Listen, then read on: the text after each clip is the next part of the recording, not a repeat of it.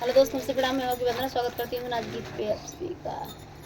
राधिका लोकगीत 2.0 के चैनल पे आप सभी का स्वागत है। एक प्यारा सा चुटकुला नाच गीत लेके आई। कैसे लगेगा कमेंट बॉक्स में बताइएगा। नहीं बनता सीधे उनकर कर। बैठल बगिया में सुगनमा तनी उड़ाई दाना नदी, तनी उड़ाई दाना नदी हो, तनी उड़ाई दाना नदी। बैठल बगिया में सुगनमा तनी उड़ाई दाना नदी। सोने की थाली में जेवना बनायो, सोने की थाली में जेवना बनायो। तनी जवाई दाना नदी हो, तनी जवाई दाना नदी। मन से रूठल बाई वाला मुआ तनी मनाई दाना नदी। हमसे रूठल बाई वाला मुआ तनी मनाई दाना नदी। बैठल बगिया में सुगनमा तनी उड़ाई दाना नदी, बई उड़ाई दाना नदी हो, तनी उड़ाई दाना नदी। बैठल बगिया में सुगनमा तनी उड़ाई दाना नदी। लोटा गिलासी के गेड़ुला भरायो, लोटा गिलासी के गेड़ुला भरायो।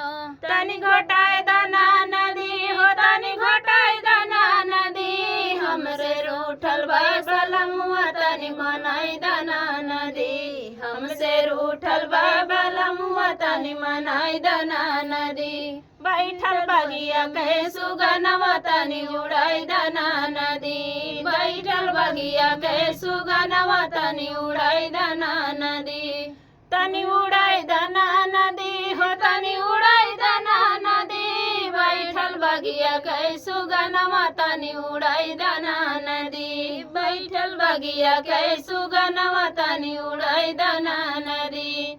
लाची लवांगिया के बीरा जोरायो, लाची लवांगिया के बीरा जोरायो।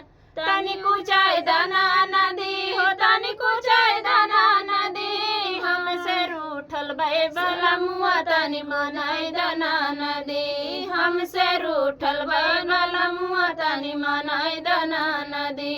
बैठल बगिया में सुगनमा तनी उड़ाई दाना नदी, तनी उड़ाई दाना नदी हो, तनी उड़ाई दाना नदी। बैठल बगिया में सुगनमा तनी उड़ाई दाना नदी, बैठल बगिया में सुगनमा तनी उड़ाई दाना नदी।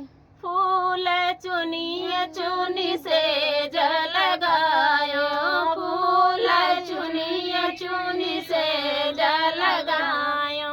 तनी सवाई दाना नदी हो, तनी सवाई दाना नदी।